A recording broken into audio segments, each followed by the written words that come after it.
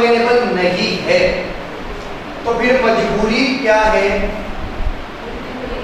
Market जाएगा, जो market की प्राइस होगी वो इसकी रेगुलर प्राइस।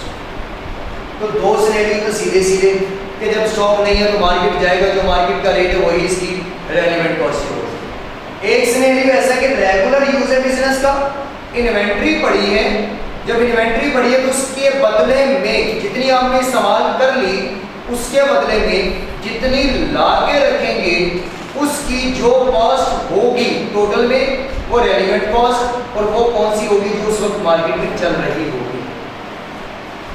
लेकिन अवेलेबल स्टॉक अगर है तो फिर कुछ ना कुछ आप लोगों ने सोच के भी तो बैठे होंगे।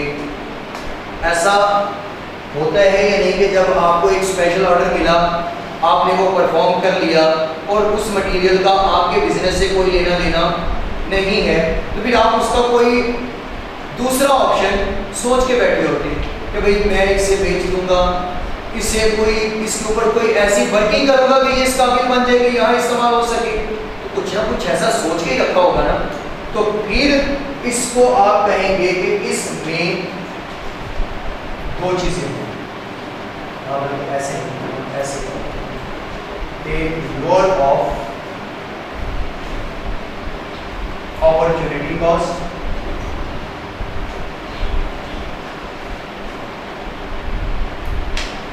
और दूसरा मार्केट रेट। मार्केट रेट कर ले, मार्केट प्राइस कर ले।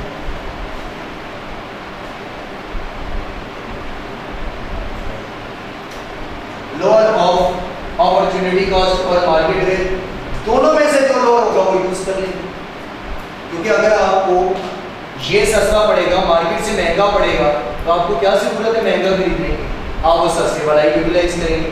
हाँ, अगर आपको ये सस्ता ये महंगा और ये सस्ता पड़ता है, इसको आपने जो सोचा था पहले बेचो, फिर मार्केट में जाके खरीद लो, तो फायदा भी होगा और जो मार्केट से खरीद के लाएंगे वो रेलिवेंट उसकी कॉस्ट होगी। अब यहाँ पर ये अपॉर्चुनिटी कॉस्ट मैंने क्या क्यों लिखा है, मैंने कहा कुछ सोच के बैठे होंगे, कुछ सोच के बैठे होंगे, जो सोच के बैठे होंगे वो है अपॉर्चुनिटी कॉस्ट, और वो होंगी तीन तरह की, वो होंगी तीन तरह, और इन तीनों में से जो हायर होगी वो यहाँ, और फिर इन दोनों का कंपैरिजन, और जो लोअर होगी वो इसकी रेगुलर कॉस्ट। तो यहाँ लिख लेते हैं हायर।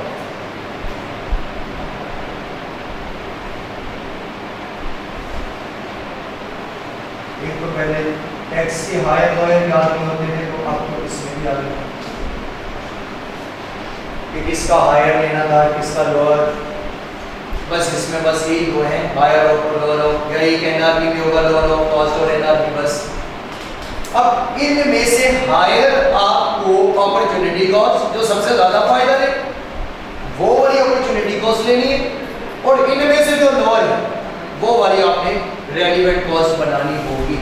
अब पहली इनमें से अपॉर्चुनिटी कॉस्ट में NR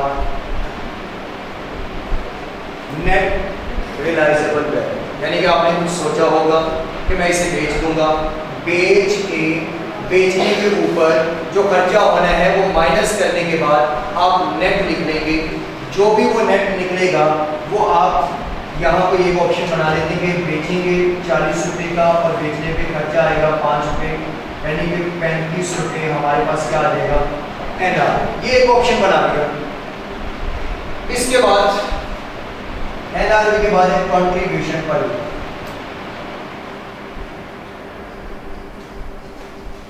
contribution earn from other job या option, contribution earn from other job या ऑप्शन, कि अब अगर आप यहाँ पर उसे इस्तेमाल नहीं करते तो आप साफ ज़ाहिर है कि कुछ ना कुछ उससे कंट्रीब्यूशन भी तो कमाएंगे, कि कोई अदर जॉब में ले जाएंगे, अदर जॉब में ले जाके उसे इस्तेमाल करेंगे और वहां से कुछ ना कुछ कमा सकते थे जो अब नहीं कमा पाएंगे। मतलब कि ये वाला मटेरियल आप किसी दूसरी जॉब में ले जाके वहां से कुछ पैसा कमा सकते थे इससे, अब नहीं कमा पाएंगे, जो पैसा आप नहीं कमा पाएंगे वो क्या कहलाएगी, contribution earn from other job. तो इसका मतलब है वो आपने इसके लिए वक़्फ कर दी। अपॉर्चुनिटी कॉस्ट क्या है, वक़्फ करना। तो अब आपने एक कुर्बानी इसके लिए दे दी जो किसी दूसरी जॉब में थी, वो जो कुर्बानी की कीमत होगी वो तो कंट्रीब्यूशन होगा, कितना कमा सकते थे। तो फॉर एग्जांपल मैं कह देता हूँ वो 40 रुपीस था। और इसके बाद लास्ट पे इसका एक है कि एक होगी एनआरबी, एक होगी कंट्रीब्यूशन, और लास्ट पे है कन्वर्जन अल्टरनेट, यानी कि आप इसे कन्वर्ट करके दोबारा इस काबिल बना सकते हैं कि वो मटेरियल जो इसके ऊपर इस प्रोजेक्ट या इस प्रपोजल पे लगना है आप उसे इस काबिल बना सकते हैं। अगर आप उसमें कुछ कन्वर्जन करके इस काबिल बना सकते हैं कि जो आपके पास स्पेशल ऑर्डर आया है ये मटेरियल उसमें इस्तेमाल हो जाए, तो फिर उसकी कॉस्ट यहाँ पर आएगी। तो कन्वर्जन कॉस्ट में मैं कहता हूँ कि ये मटेरियल पहले था 40 रुपये का, प्लस 15 रुपये और लगाएंगे तो ये 55 रुपये का हमें कॉस्ट करेगा। अब ये 55 रुपये का कॉस्ट करेगा, एक ये है, एक ये है, एक ये है। अब असूलन तो हमें जहाँ फायदा ज्यादा नजर आएगा हम तो उसकी तरफ जाएंगे ताकि ग्राहक को मटेरियल ज्यादा वाला लगा के वो कॉस्ट उसे चार्ज कर ली जाए। तो ये तीनों ऑप्शंस में से हमारे पास यहाँ ऑप्शन क्या आएगा, 55, और मार्केट से अगर तो मिलेगा 55 से महंगा तो फिर 55 वाला यूटिलाइज करेंगे, फिर वो रेलेवेंट कॉस्ट होगी। और अगर मार्केट में हमें मिलता है 40 रुपीस तो हम क्या करेंगे, हम कहेंगे कि यार इनमें से कन्वर्ट करके मार्केट में से बेच दो 55 रुपए। अगर मार्केट में ये 55 का बिकता है तो हमें फायदा है ना, 55 वहां से कमा के 40 रुपए का मार्केट से खरीद लेंगे, तो वो क्या हो जाएगी, रेलेवेंट कॉस्ट। तो बेसिकली लोअर ऑफ दोनों में से जो लोअर है वो आपकी क्या कहलाएगी इसके केस में।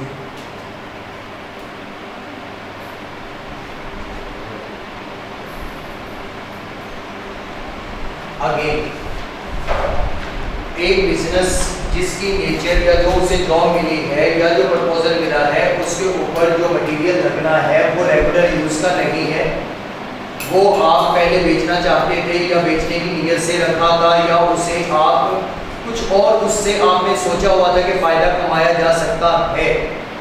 अब अगर आप उसे यूटिलाइज करना चाहेंगे तो तीन ऑप्शन आपके पास होंगे, यानी कि अपॉर्चुनिटी कॉस्ट आप कुछ सोच के बैठे थे, एक मार्केट में गए रेट पता कर लिया, एक आपने जो सोचा था वो उन दोनों में से जो लोअर होगा वो रेलेवेंट कॉस्ट।